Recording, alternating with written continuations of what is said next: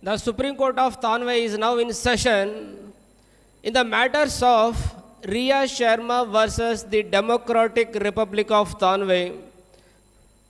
The court will now hear the appearance of senior counsel appellants.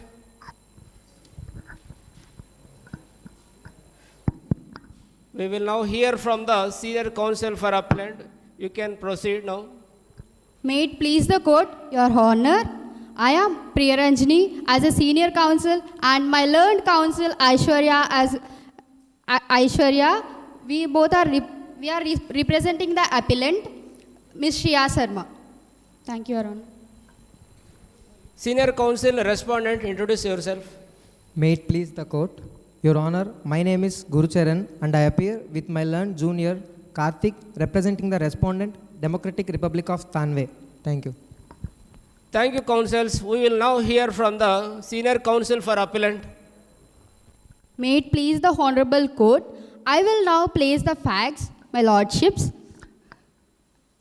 The Democratic Republic of Tanvey recently passed the Public Safety Decency Act 2024, hereinafter referred to as the Act.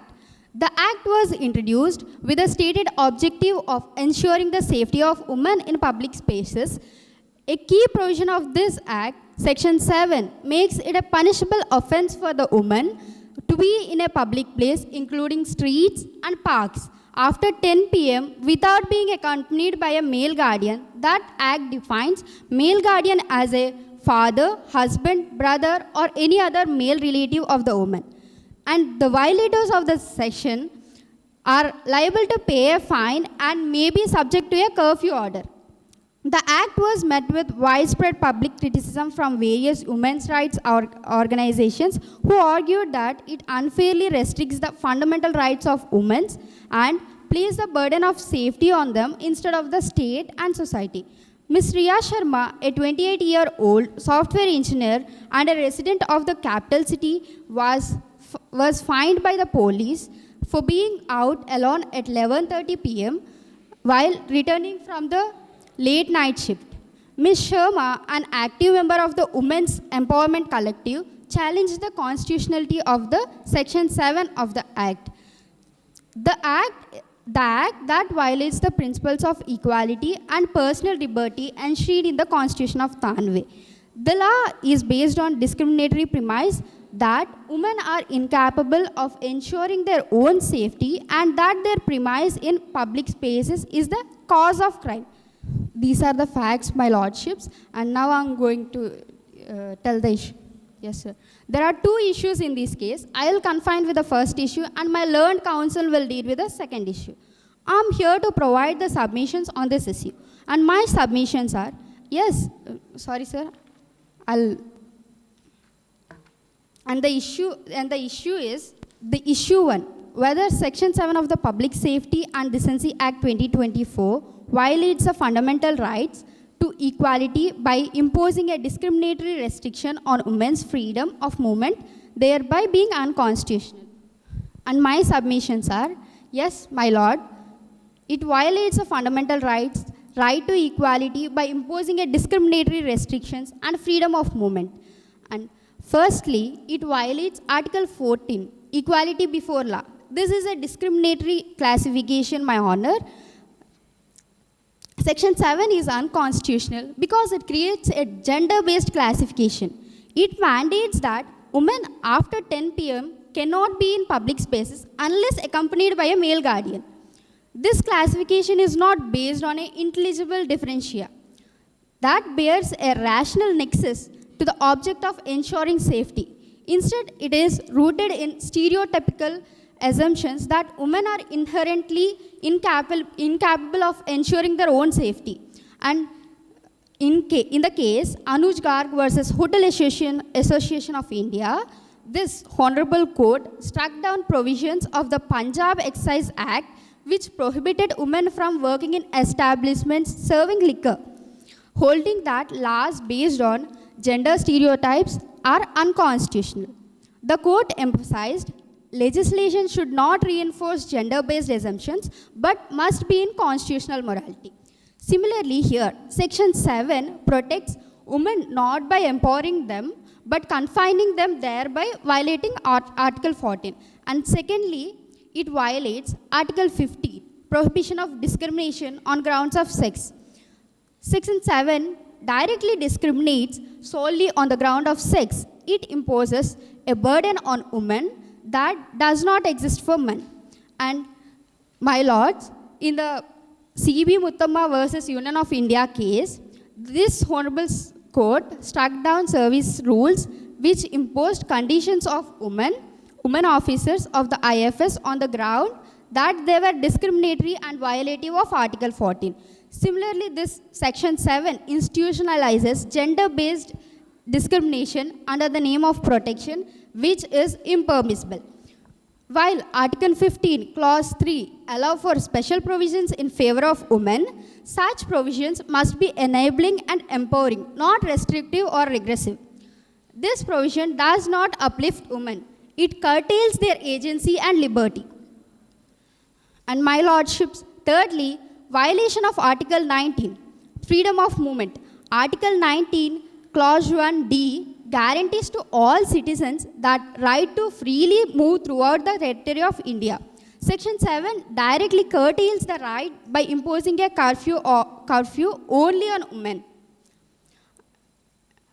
And restrictions, according to reasonable restrictions test under Article 19, Clause 2 to 6, restriction must be reasonable and the interest of public order, morality, or security of the state.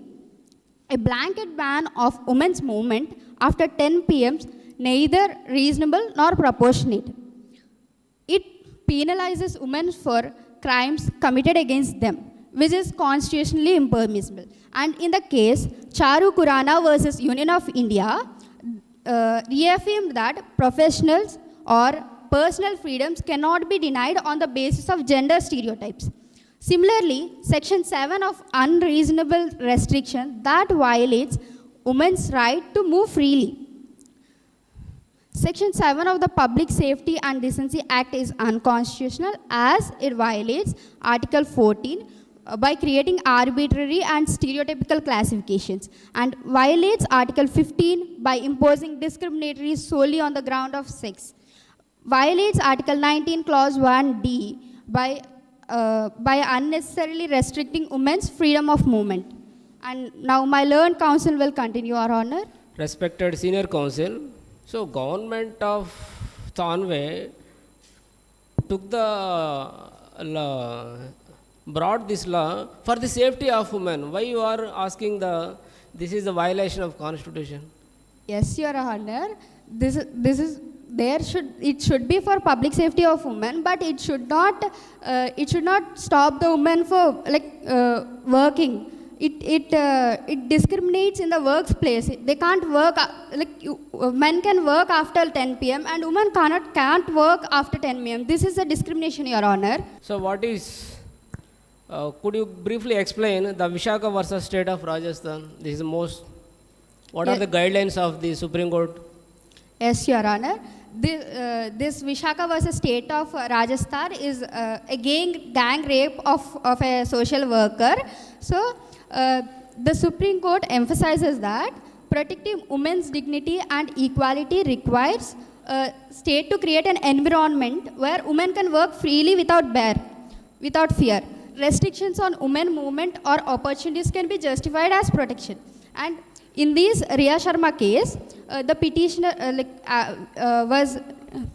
Riya Sharma was returning from her late night shift. Instead of ensuring safe public spaces, the law penalizes from working late and moving freely.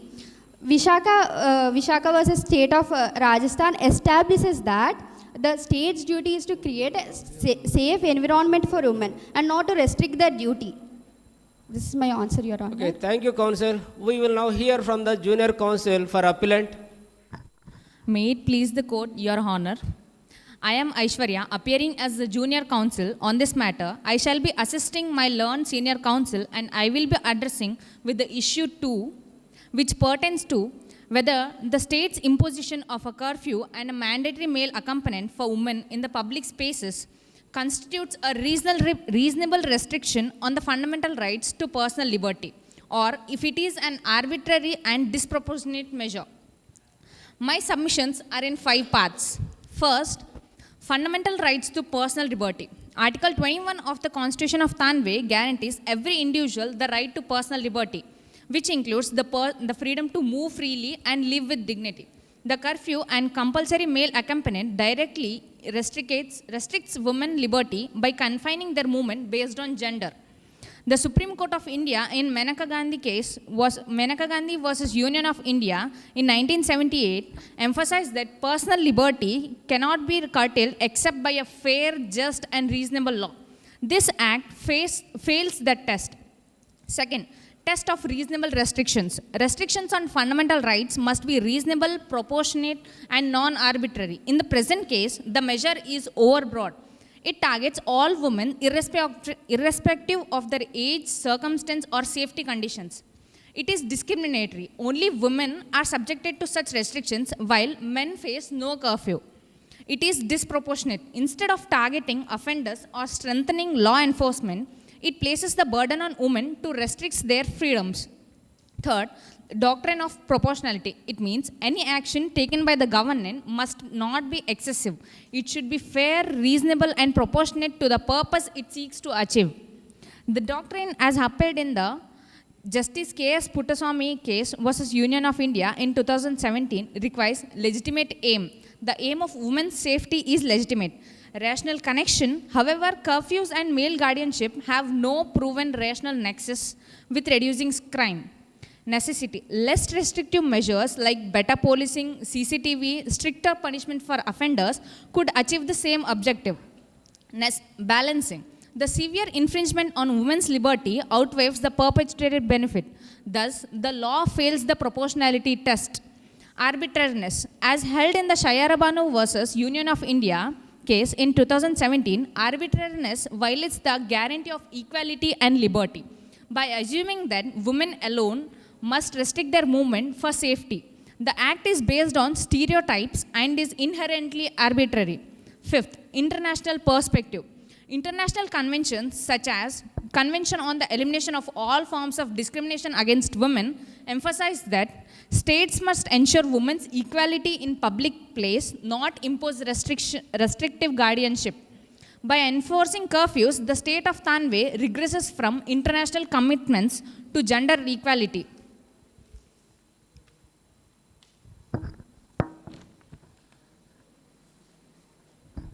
Wherefore, in the lights of facts of the case, issues raised, arguments advanced, and the statements of jurisdiction, it is most respectfully prayed that this Honorable Court may be pleased to declare Section 7 of the Public Safety and Decency Act 2024 as unconstitutional and void, being violative of Articles 14, 15, 19, and 21 of the Constitution of Tanvey.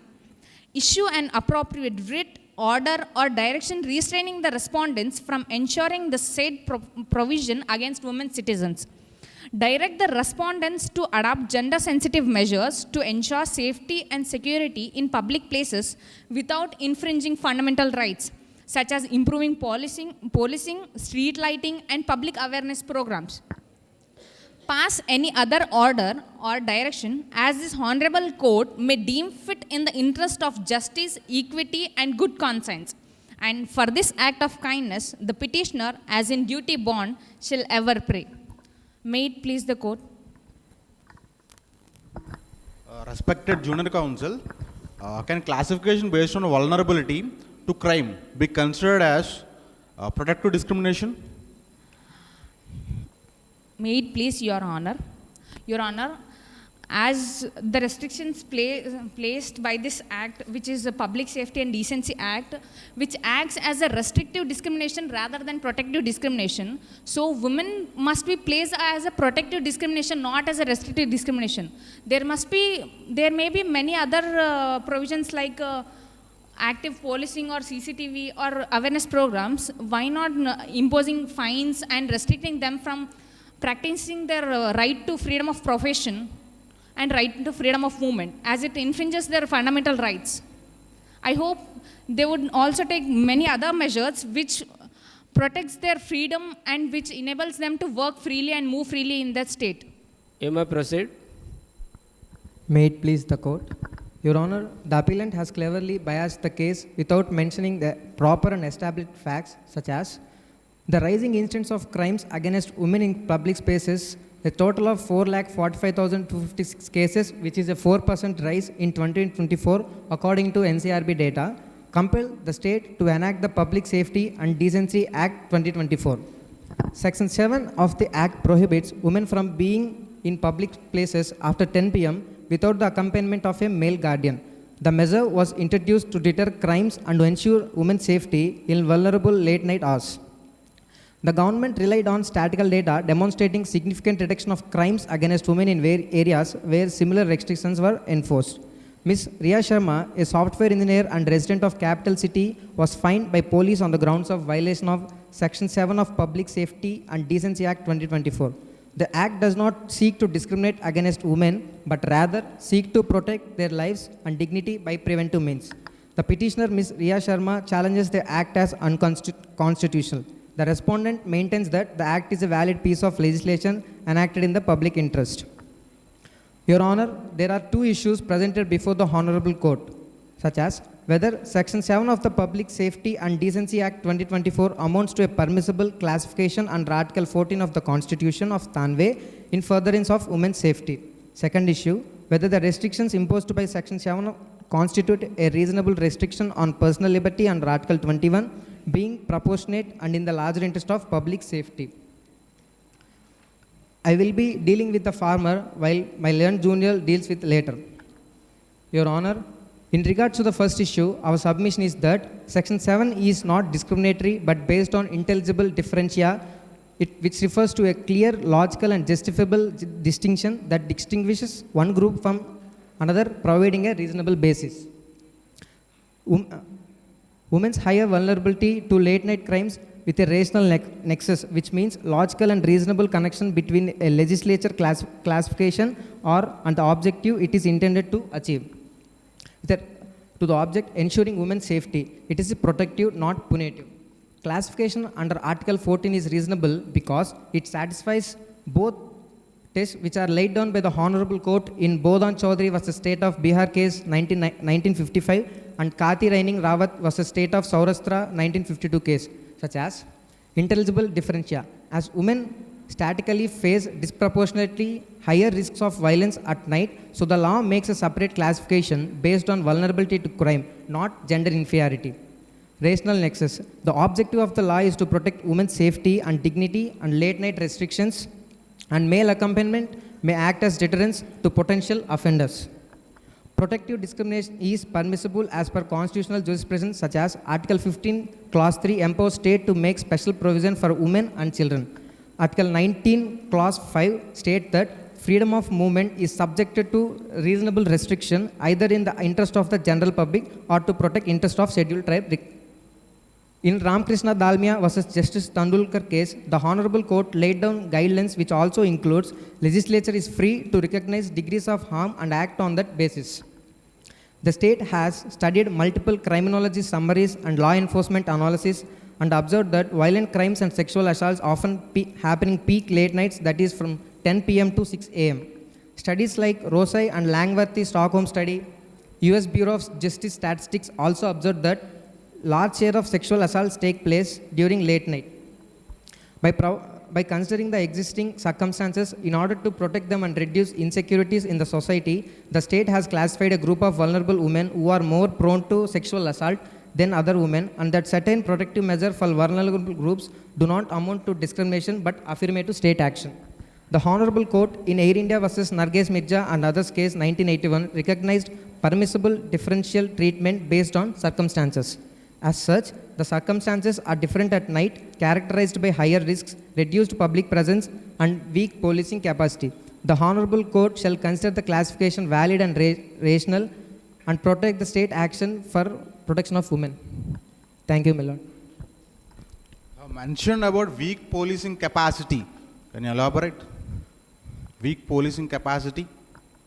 Your Honor, with all due respect, if take for example, in any police station, there might be 10 police constables. In daytime, 8 members will be on duty and 2 members will take rest. In night times, the 2 members will be in duty just for patrolling. Also, we are trying to increase the number of policing at night times, but before that, it is a instant and rapid measure to protect women. Let me quote a few cases, my lord. In 2017, Jagadishwar Gaud in Hyderabad saved 14 years old girl from kidnapping. Jal Bahadur Ludania 2021 saved 2 women from assault. This shows male intervention sometimes help, but it is not always sufficient. So state has the responsibility to take measures to protect women. Respected Senior Counsel, could you briefly explain about Air India versus Nargish Mirza? Why you quoted this case in favor of your argument? Your Honor, Air India versus Nargesh Mirza and others case was challenged. This case challenged the regulations of Air India and airlines, which provided for the compulsory retirement of air hostess. The regulations stipulated that an air hostess would retire on marriage on first pregnancy at the age of 35, whichever was earliest. Nargesh Mirza and others argued that these rules were arbitrary, discriminatory, and violated Article 14 and 15 of Constitution on grounds of gender. The Honorable Supreme Court struck down the few provisions related to compulsory retirement on first pregnancy and the age limit of 35 as unreasonable, arbitrary, and violation of Article 14. The court, however, it upheld marriage clause, reasoning that it aimed to ensure dedicated services during the initial years. The Honorable Court also recognized permissible differential treatment based on circumstances. In this case, we are taking the circumstance as late night, characterized by higher risk, reduced public presence, and weak policing, my lord. Okay. Is it valid to impose restrictions on women and their working hours? Is it valid? Your Honor, the state has imposed reasonable restrictions on freedom of movement on women. Okay. Based on the constitutional provision which was guaranteed in Article 15, Clause 3, 19, Clause 5, which states that state can impose reasonable restrictions either in the interest of general public or protect interest of scheduled tribes. Here, we imposed reasonable restrictions in the grounds of interest of general public, Your Honor. Okay, instead, imposing restrictions, why can't you make and take another steps? The government the state is also enforcing. The state is also trying to bring more number of polices and CCTV footage. Before that, this step is a very drastic. This step is very rapid in order to secure and protect the women of this country. Okay.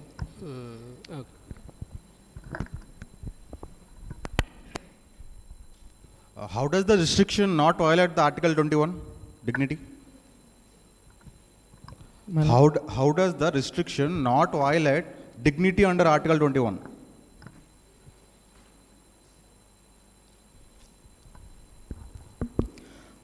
Your Honor, Article 21 provides for right to life and personal liberty, and it also provides for the right to life and personal liberty shall be deprived according to procedure established by law. Thank you, Senior Counsel. Thank you, Your Honor. Now we will now hear from the Junior Counsel for respondent. May it please the court. In regards to the second issue, our submission is that the restrictions passes the test of reasonableness and proportionality. Individual liberty must sometimes yield to collective security. The law is a preventive measure against crime, not an arbitrary circumvention of liberty. The state has constitutionally responsibility and moral duty to safeguard public order and protect women from anti-social elements. In order to discharge its duty, state shall have power to override fundamental rights subjected to doctrine of reasonability as mentioned in Maneka Gandhi versus Union of India case 1978. Since personal liberty under Article 21 shall be deprived according to procedure established by law. Section 7 aims to women from sexual assaults, which is precautionary approach and as prevention is better than the post-crime redress. It is just, fair, reasonable, and serving safety.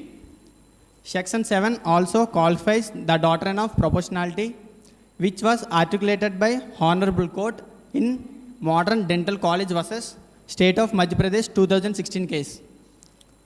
Through following 4 principles such as legitimate aim, ensuring safety of women, which is undeniably important. Suitability, restriction directly reduces risk by minimizing exposure during vulnerable hours. Necessity, in face of rising crimes, preventive restrictions are necessary until long-term policing reforms take root. Balancing, while restriction movement after 10 p.m., the measure saves lives and protects dignity, which is better constitutional value. Also, in Union of India versus Bhanudas Krishna Gaude case 1977, the Honorable Court laid down that public safety and security overweighs individual liberty. The Council requests the Honorable Court that the law must be viewed in the context of societal realities where women face disproportionate risk at night.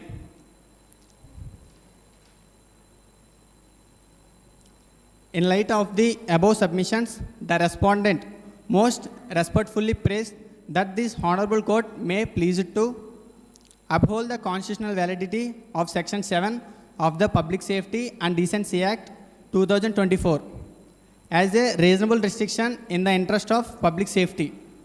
Dismiss the petition filed by Ms. Riya Sharma, affirm the state's power and duty to protect vulnerable sections of society through preventive legislation, and pass any other order as this Honorable Court may deem just and proper in the circumstances of the case. Counsel, may I interject for a moment? May I interject for a moment? Are there empirical data supporting the efficacy of Section 7? May I please the court? It is based on legislative belief that risk during late night hours is more. Collection of time of day data as part of reform to test whether the curfew is optimal and undue restriction. Respected Junior Counsel, you have quoted a case, Modern Dental College versus State of Madhya Pradesh. So what are the important principles you have quoted here?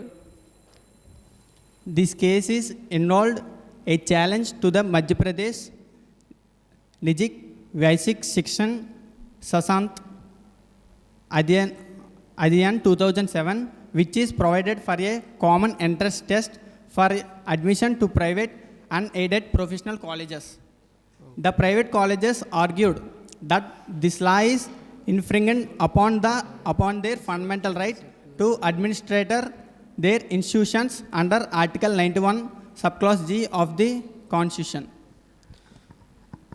One more question. When there is a conflict between public safety and individual liberty, which one is prevail over? ఈ రెండు conflict వస్తే ఏది importance ఇవ్వాలి మీ according to your argument? Public safety is important, individual liberty is important. Public safety is more important, Your Honor. So finally, what is your prayer? What you are seeking from the court? In few words. Uphold the constitution validity of Section 7 of the Public Safety and Decency Act 2024 as a reasonable restriction in the interest of public safety. Okay. Thank you, respected Junior Counsel. Thank you. Thank you. Thank you, Counsel. The court is now open for rebuttals. Counsel of the appellant, do you have any rebuttals? Appellant. My lordships, we'd like to take time Okay. for You- 2 minutes. You may proceed. Sorry, my lordships, for taking more time. And may it please the court, I would like to use the rebuttals that according to Article 19, that freedom of movement, that why to restrict the women by keeping more burden on them instead of taking safeties and let them move freely and let empower women and promote their talent and excellency, as women are a part of human capital and which is very required for our country's development.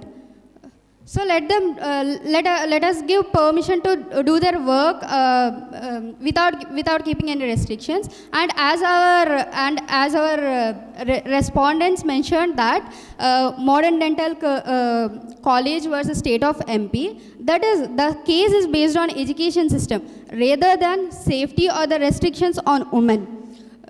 And the case deals with